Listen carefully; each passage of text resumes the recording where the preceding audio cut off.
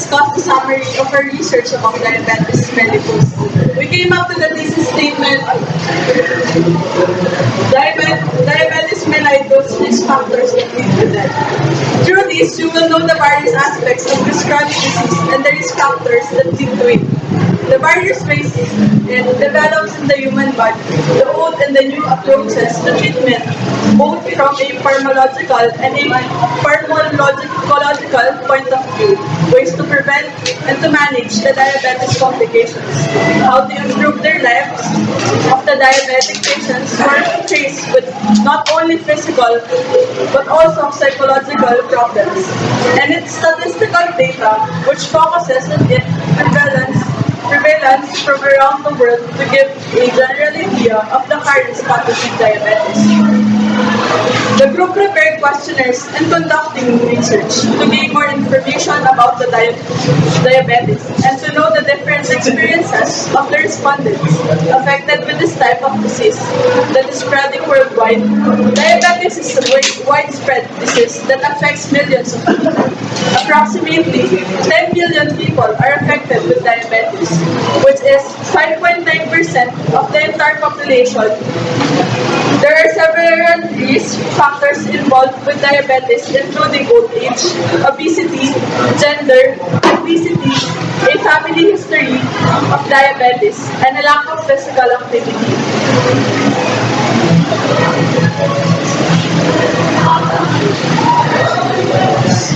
Diabetes mellitus is more likely to develop in people over the age of 40.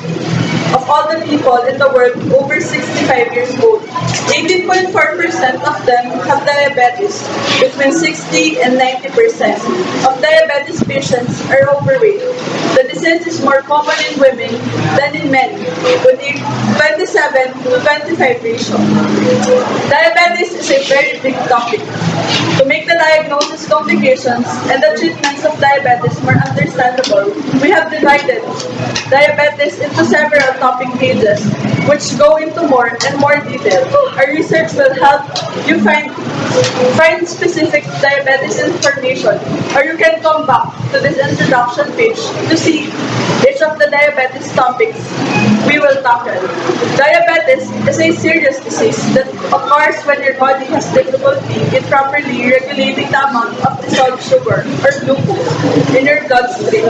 In order to understand diabetes, it is necessary to first understand the role glucose plays with regard to the body and what can happen when regulation of glucose fails and blood sugar levels become dangerously low or high. There are in fact many possible causes of diabetes and many factors, both genetic and environmental, which influence development of its two main forms known as type 1 and type 2 diabetes. This division is based upon whether the blood sugar problem is caused by insulin deficiency, which is type 1, or insulin resistance, which is the type 2. Insulin deficiency means there is not enough insulin being made by the pancreas due to the malfunction of their insulin-producing cells. Insulin resistance occurs when there is a plenty of insulin made by the pancreas, but the cells of the body are resistant to its action, which results in the blood sugar being too high.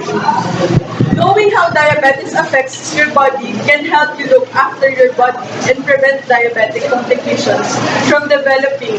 Many of the effects of diabetes are high blood pressure, high cholesterol, and a lack of blood glucose control. So next is diabetes diagnosis. Accurate tests are available to doctor to definitively confirm the diagnosis of diabetes. Before tests are conducted, a diagnosis must be suspected if patient report a certain symptoms.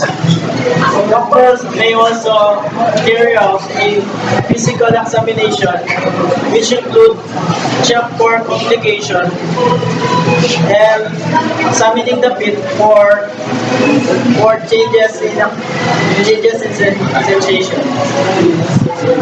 Not surprisingly, the diagnosis of diabetes has a profound effect upon many people. For younger people, it may represent the first experience of disease, and the realization that the condition is lifelong and incurable always comes as a shock.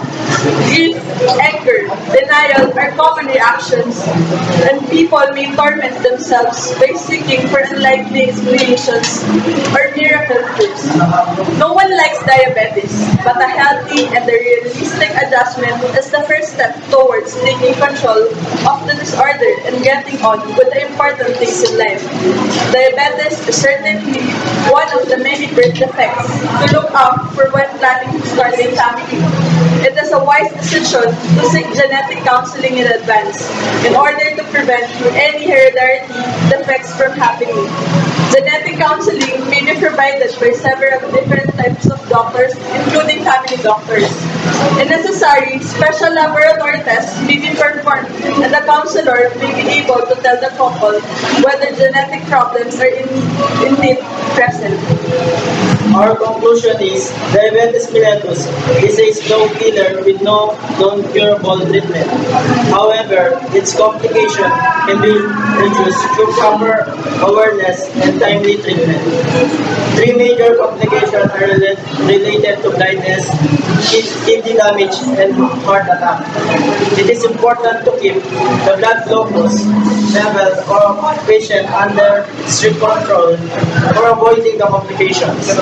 One of the difficulties with tight control of glucose level in the blood is that such attempts may lead to hypoglycemia that create much severe complication than an increased level of blood glucose.